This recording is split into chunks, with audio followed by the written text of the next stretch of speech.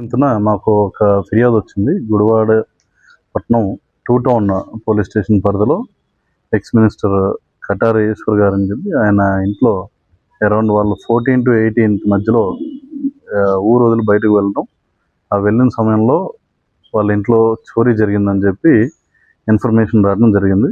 And దాని బేస్డ్గా 18న case నమోదు చేసి 2 టౌన్ ఇన్స్పెక్టర్ హనీష్ ఇంకా వారి సిబ్బంది దీని మీద దర్యాప్తు ప్రారంభించారు. ముఖ్యంగా దీంట్లో ఏంటంటే సంఘటనా స్థలంలో ఎటువంటి మనకి ఫిజికల్ ఎవిడెన్స్ దొరకకపోయినా సరే దీన్ని టెక్నికల్ ఎవిడెన్స్ సహాయంతో అరౌండ్ అప్రాక్సిమేట్లీ 5 kilos ఆర్డ్ సిల్వర్ వరకు ఇక్కడ పోయిందాన్ని రికవరీ చేయడం జరిగింది.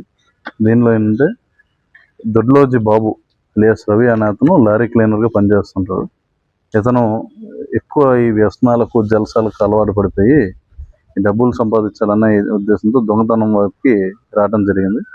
ముఖ్యంగా ఇతని మీద ఇప్పటి వరకు 11 దొంగతనం కేసులు అనేవి నమోదు కాబడి ఉన్నాయి. ముఖ్యంగా మనం చూసుకుంటే తెలంగాణ, ఆంధ్రప్రదేశ్ 2 రాష్ట్రాల్లోనూ, ముఖ్యంగా హైదరాబాద్, ఎస్ఆర్ నగర్, అదేవిధంగా మన చిలకలూరుపేట, నెల్లూరు, తణుకు, ఇంతేకాకుండా ఎన్టీఆర్ జిల్లా ప్రాంతాల్లో ఇతను ఇంతకుముందు దొంగతనాలు చేయడం జరిగింది. టోటల్ 11 కేసెస్ ఉన్నాయి. చివరిగా ఏంటంటే భవానీపురం, సత్యనారాయణపురం స్టేషన్లో ఉన్న కేసుల్లో అరెస్ట్ కాబడి 23/2/26న బెయిల్పై విడుదలై మళ్ళీ ఇమీడియట్గా ఇది చేయడం జరిగింది.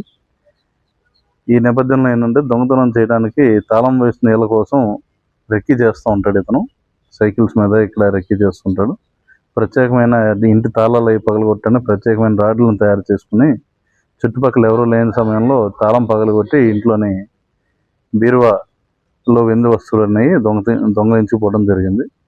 అయితే ఏంటంటే ఇతనికి సహకరించిన 2 లేడీస్ కూడా ఉన్నారు. ఆ మహిళా ముద్దాయిలను కూడా ఇతనితో పాటు రిమాండ్కి పంపించడం జరుగుతుంది.